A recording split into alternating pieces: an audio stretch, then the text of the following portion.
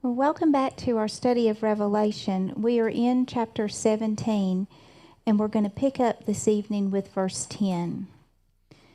And there are 7 kings, 5 are fallen, and 1 is, and the other is not yet come.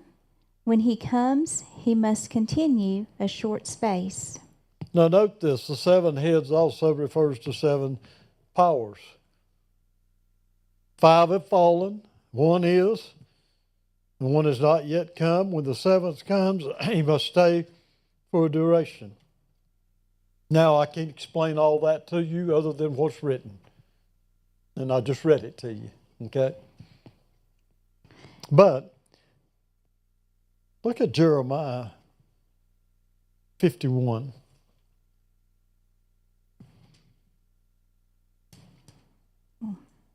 In verse 24 through 26. Okay. There's a parallel here. I just want you to see the parallel. And I will render unto Babylon and to all the inhabitants of Chaldea all their evil that they have done in Zion in your sight, said the Lord. Behold, I am against you, O destroying mountain, said the Lord, which destroys all the earth. And I will stretch out my hand upon you, and roll you down from the rocks, and will make you a burnt mountain. And they shall not take of you a stone for a corner, nor a stone for foundations, but you shall be desolate forever, said the Lord. Now, if you look at Jeremiah, he's talking about the Babylonians that have come against Israel, take Israel into captivity, in captivity 70 years. Babylon is the world power under Nebuchadnezzar that was its peak, and it stayed there for a while, okay? And so it's like a type or a shadow of what this is all about. It was world ruling, but it said, you're coming down. And this is what he's saying to this that's sitting on 7 hills. You're coming down, and you will be utterly destroyed. And if you're in it, you go down with it. And the beast that was and is not, even he is the 8th, and is of the 7, and goes into perdition. So although there's only 7 heads on this dangerous animal, we can learn from this verse that there's actually 8 sovereign powers that'll rule. But one of them is a revived power. And so the 8th power to rule will be revived from one of the 7 former powers. And the 8th, or the revived power, is represented by the head that received a mortal wound and recovered. And I believe this is talking about where the Roman Empire went down and the Roman Empire was revived through the Roman Catholic Church. The civil system went down, the ecclesiastical system has revived and will have great influence, the power of even with influence in civil systems. And the 10 horns which you saw are 10 kings, which have received no kingdom as yet, but receive power as kings 1 hour with the beast. And so the 10 horns, he said, these have not yet received their kingdom, but although they are rulers, they're sovereign, they're authoritative people, okay, with influence. And they will receive authority as sovereigns for 1 hour. Now, what is that 1 hour? I don't know, and I'm not going to speculate, okay? But it's a short period of time, I do know that, in association with the dangerous animal. And so they will be collaborating with this dangerous animal. That's how they'll receive their power, their authority, okay? These have one mind, and shall give their power and strength unto the beast. Now that just tells me that they'll be united, and they'll become a ruling body through this union, and they're going to give the authority that they have over to this, what King James calls the beast, or to this dangerous animal, okay? These shall make war with the Lamb, and the Lamb shall overcome them, for he is Lord of lords and King of kings, and they that are with him are called and chosen and faithful. Now listen to this. These 10 sovereigns that have this authority, they have one opinion. They give their power to the dangerous animals, and then they're going to battle against the Lamb as a unified force. Who's the Lamb? This is Jesus Christ. And the Lamb will subdue them because he is the Lord of lords and the King of kings. But notice there's some with him. They're invited, they've been selected, and they're trustworthy. The ones that are going to be with Jesus will meet that criteria. The invitation's been given, it's been accepted, and because you've yielded to the invitation and done what you're to do, you're handpicked, you're chosen, you're selected. Why? Because you're worthy of trust. Amen? Amen. I'm going to tell you, the thing that I've found since I've been in the ministry, which is many years, is very few people are worthy of trust. You can't confide in them. You can't trust them to do things. And so is God going to select someone he can't trust? I think about what Paul said. I thank God that he counted me, the King James Version says faithful, but if you look at the definition of it, he counted me trustworthy. God saw me worthy of trust to commit this apostleship to me. You with me? How does God view you? Are you faithful to God? Are you worthy of trust? Will you stand for God regardless of opposition? Think about it.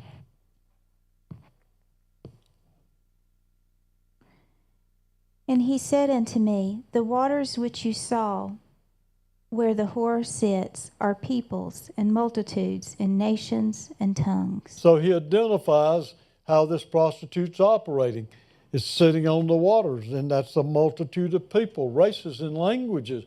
The prostitute is getting its desire, her desire, through all types of races, all types of people, nations, languages, whatever.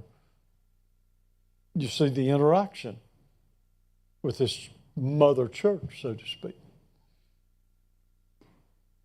And the 10 horns which you saw upon the beast, these shall hate the whore, and shall make her desolate and naked, and shall eat her flesh, and burn her with fire. Now this is interesting because it appears to me that these 10 authorities or civil authorities, they're going to work in agreement with the ecclesiastical, but then they're going to turn on the ecclesiastical and totally destroy the ecclesiastical. So Mother Church will go down. For God has put in their hearts to fulfill his will, and to agree, and give their kingdom unto the beast, until the words of God shall be fulfilled. So God's put it in their heart, and they're going to fulfill the will of God. And the woman which you saw is that great city which reigns over the kings of the earth. Now let me ask you, what city would meet those qualifications to rule over the kings of the earth? There's only one. And you think about it, there's only one. And at the time John saw this revelation, who ruled the world? Rome. And so it appears that the great city that rules over the sovereigns of the earth refers to the city of Rome, or specifically Vatican City, which is spiritually called Babylon, which means confusion.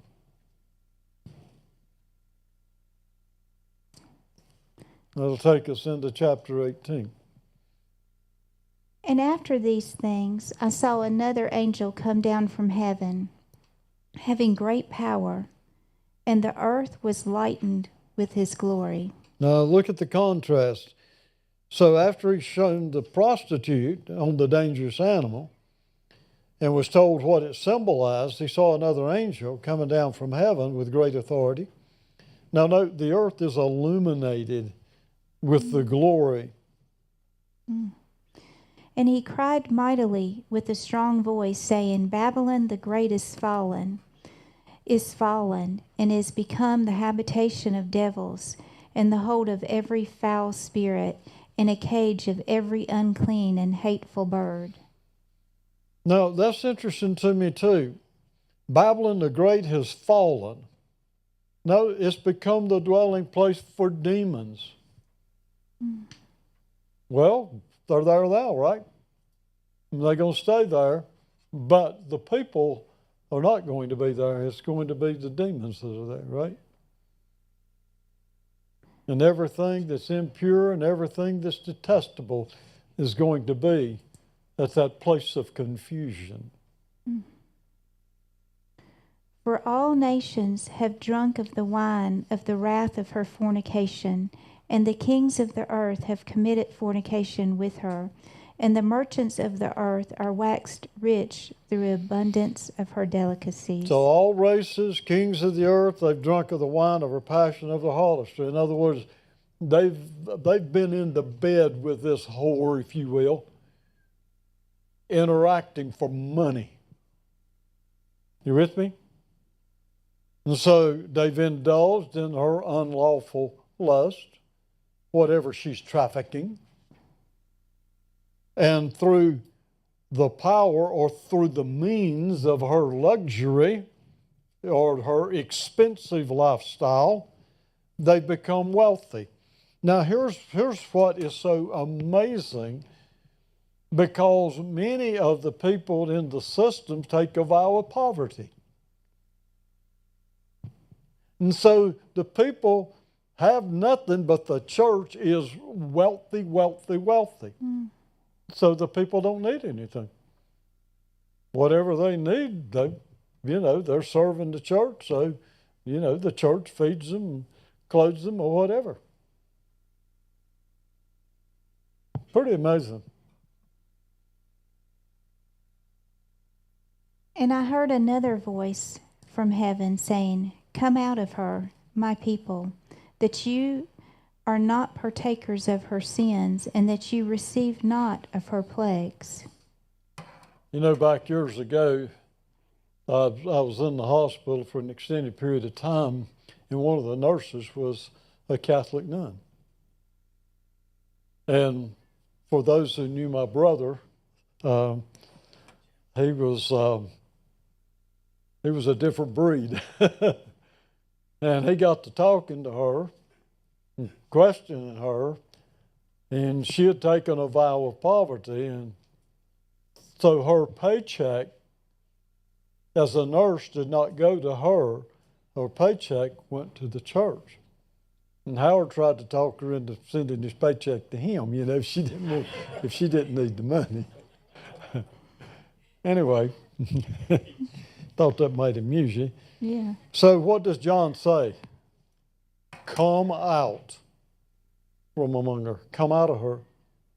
Get out of that system, or it'll destroy you. Do not participate in her sins, so that you do not become a recipient of her calamities. Now, God makes his appeal to people to come out of this city of ecclesiastical rule. Come out of there.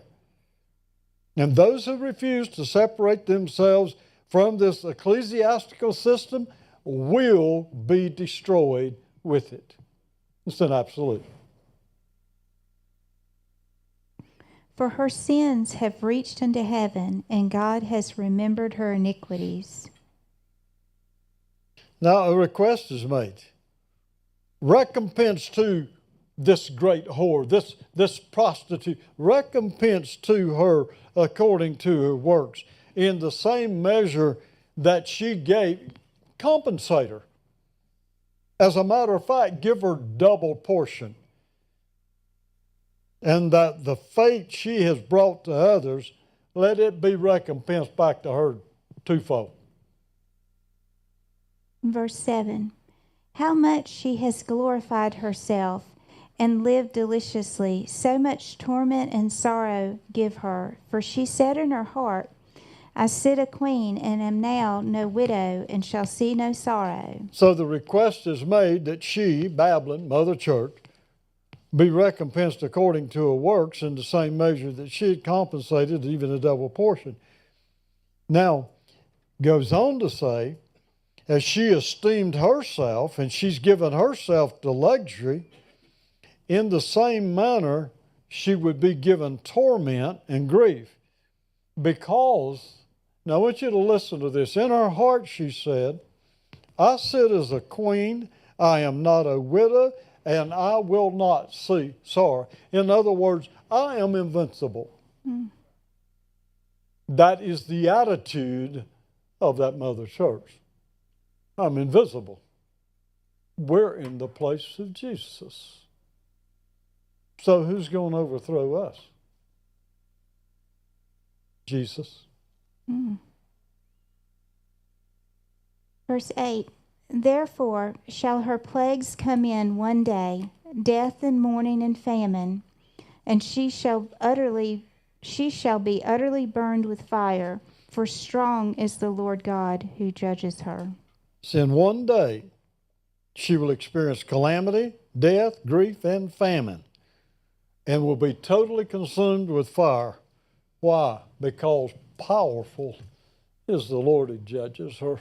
You just think you're power. You don't know what power is. Verse 9. And the kings of the earth who have committed fornication and lived deliciously with her shall bewail her and lament for her when they shall see the smoke of her burning. And so when all these kings of the earth see this, they will cry and lament because they've indulged in this unlawful lust and they've given themselves to luxury through all this interaction. And now it's all gone.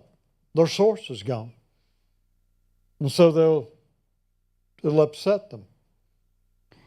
Standing afar off for the fear of her torment, saying, Alas, alas, that great city Babylon, that mighty city, for in 1 hour is thy judgment come.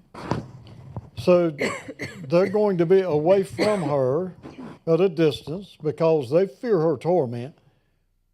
And they'll say, woe to the great city of Babylon, or this mighty city. In 1 hour, your judgment has come.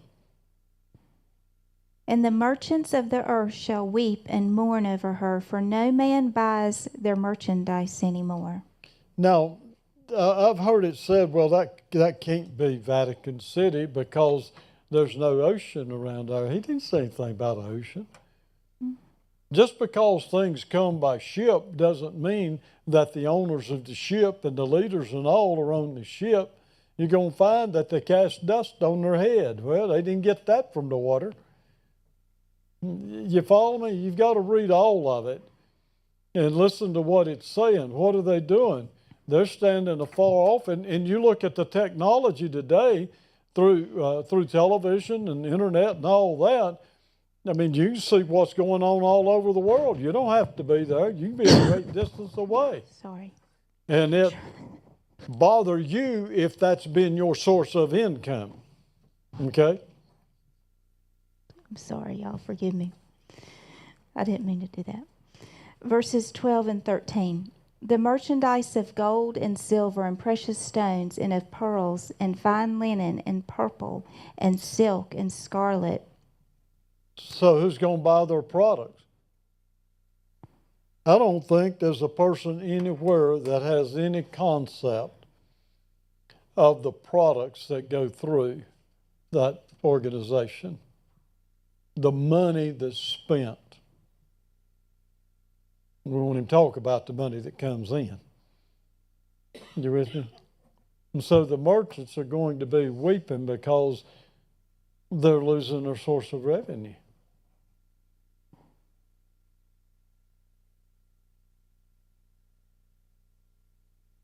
Where are you?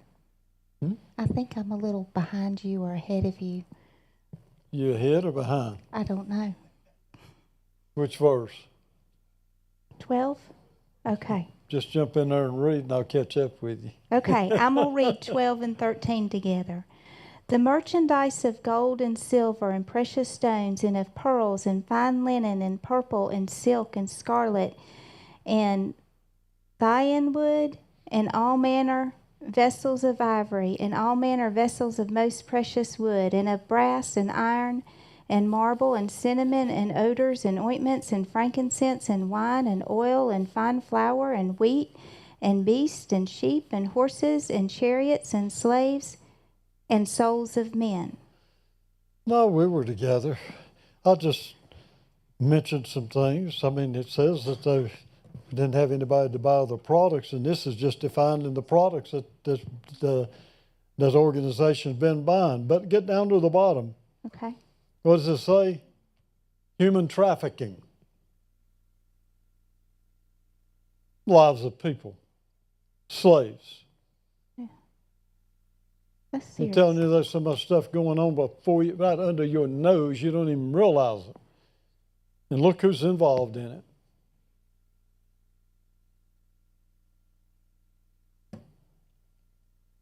And the fruits that your soul lusted after are departed from you, and all goods which were dainty and goodly are departed from you, and you shall find them no more at all. And so all this stuff is going to leave them. I mean, it's going to be totally destroyed. Expensive, magnificent things destroyed, and you won't be able to find these items. You know, I've looked at a little bit of what's going on right now in, with the Israeli-Hamas war, and how Palestine, especially Gaza City, has been just devastated. Now you think about all the businessmen and all the wealth and all the interaction that's going on, they lost it all. Mm. You understand? They lost it all. And that's what's going to happen to this system. Same thing. It says it'll happen in a day. It'll all be gone. I'm telling you, with the weapons we have right now, you can wipe something out in a day.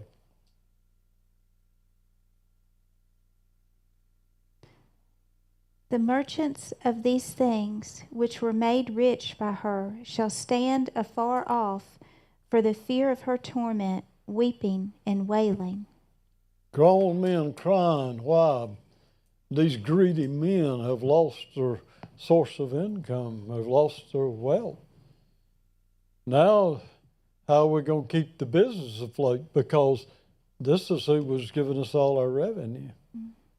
And so, yeah, they'll be crying. Mm. And saying, Alas, alas, that great city that was clothed in fine linen and purple and scarlet and decked with gold and precious stones and pearls. That's an excellent description of Vatican City. Mm. I mean, you look at it with the linen, purple, crimson colored, gold articles, valuable stones, pearls. Okay. For in 1 hour so great riches is come to naught, and every shipmaster, and all the company in ships, and sailors, and as many as trade by sea, stood afar off. Now I want to show you something here. If you go back to verse 18, it says in one day she's going to experience all these things and totally consumed with fire. Here it says 1 hour, so it appears that 1 hour is referring to a day. Okay. Now, in 1 hour, all these great riches are laid waste. And all the captains of the ships, the associates, the sailors, all those who rely on the sea for their income, it doesn't say they're on the ship, it just says they stand afar off. Why? They can't unload their ship. There's nobody to buy. They cry when they see the smoke of a burning.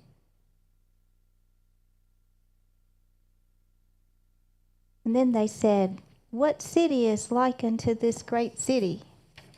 And Let me then, ask you, what city's like to that city? verse 19.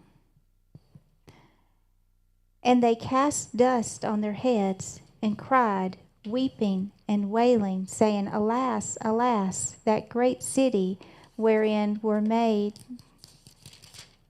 rich all that had ships in the sea, by reason of her costliness, for in 1 hour she is made desolate. Now just read the context and just think.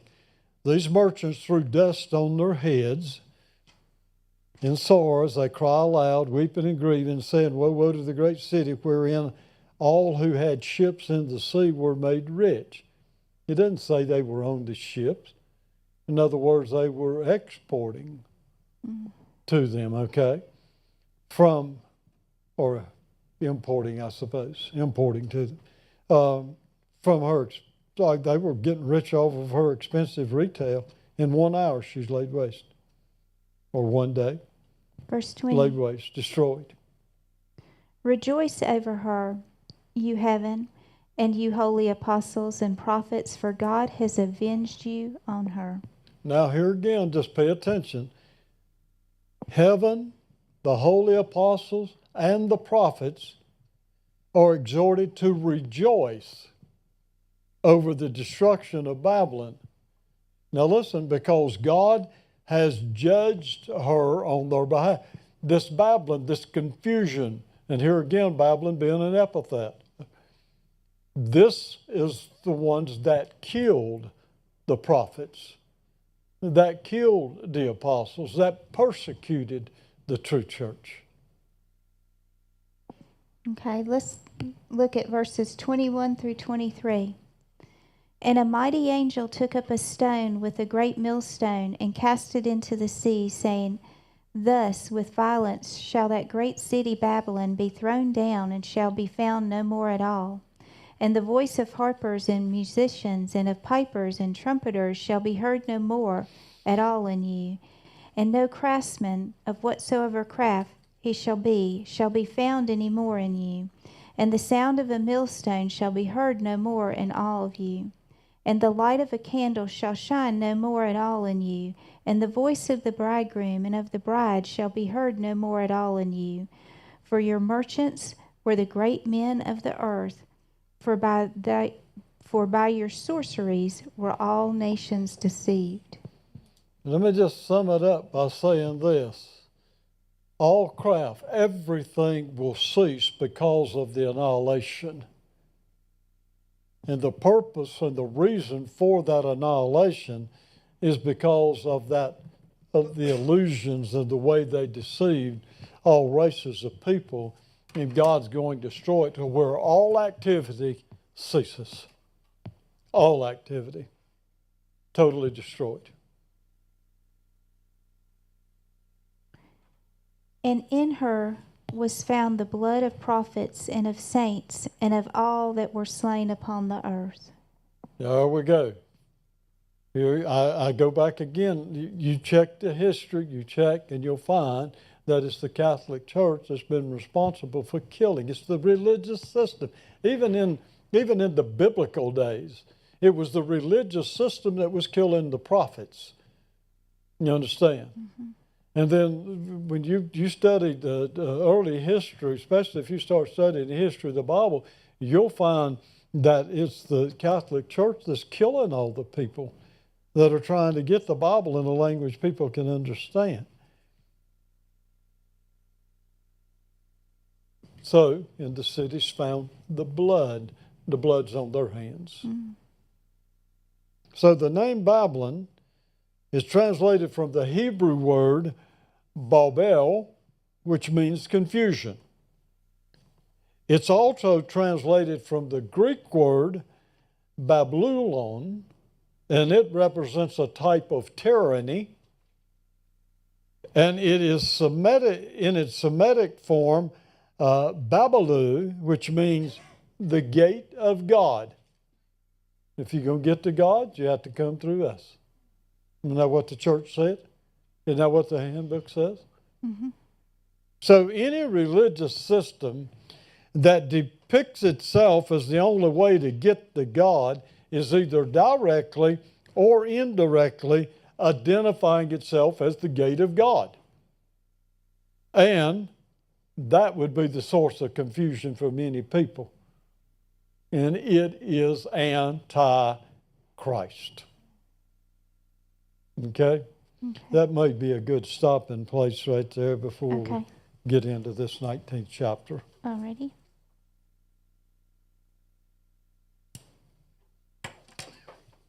Father, I thank you that you bless us indeed. You enlarge our territory. Your hand's with us to keep us from evil so that we do not cause pain. And I thank you for blessing us and keeping us and for making your face to shine upon us and being gracious unto us. You lift up your countenance upon us and you give us peace. So, Lord, we're glad to invite you to rise up. Let your enemies be scattered and let those who hate you flee before you. Amen. Amen.